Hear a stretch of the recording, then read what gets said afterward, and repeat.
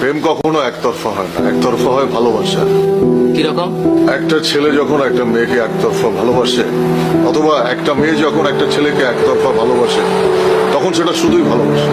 তাহলে ভাই প্রেম কোনটা? যখন দুজন দুজনকে ভালোবাসে, তখন ভালোবাসা প্রেমে পরিণত হয়।